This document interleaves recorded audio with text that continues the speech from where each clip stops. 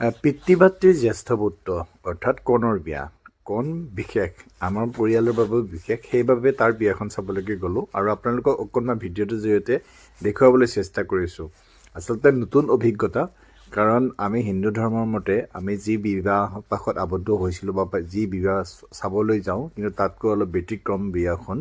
এইকাৰণে বিয়াখন ব্যতিক্ৰম বুলি কৈছোঁ। আচলতে তেওঁলোক যিহেতু শংকৰী সংঘৰ মানুহ আৰু শংকৰী সংঘৰ সাংবিধানিক নিয়ম মতে এই বিয়াখন হ'ব আৰু আপোনালোকক দেখুৱাই থাকিম কেনেকুৱা এটা পৰিৱেশত এই বিয়াখন হৈছিলে আৰু বাকীখিনি নিয়ম আমাৰ মতে আগবঢ়াই লৈ যোৱা, কিন্তু তেওঁলোকৰ যি সাংবিধানিক নিয়ম আছে শংকৰী সংঘৰ, সেই সাংবিধানিক নিয়ম মতে বাপ বান্ধৱসকলে মিলি এজন বাপে সেই বিয়াখন পৰিচালনা কৰে আৰু তেওঁলোকে জনোৱা মতে সনাতন ধৰ্মৰ 8 প্ৰকাৰৰ বিয়া আছে।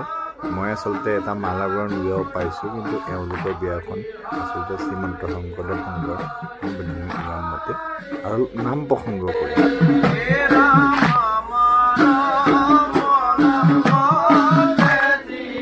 আৰু এনেকৈ নাম প্ৰসংগৰ মাজেৰে আৰু ধুনীয়াকৈ বিয়াখন পৰিচালনা কৰে এজন বাপে। গতিকে আপোনালোকক দেখুৱাইছোঁ আৰু এইখন ব্ৰাহ্ম বিবাহ বুলি কয় জনামতে। গতিকে আপোনালোকক দেখুৱালোঁ সৰু ভিডিঅ'টো যে চাই থকাৰ বাবে বহুত বহুত ধন্যবাদ।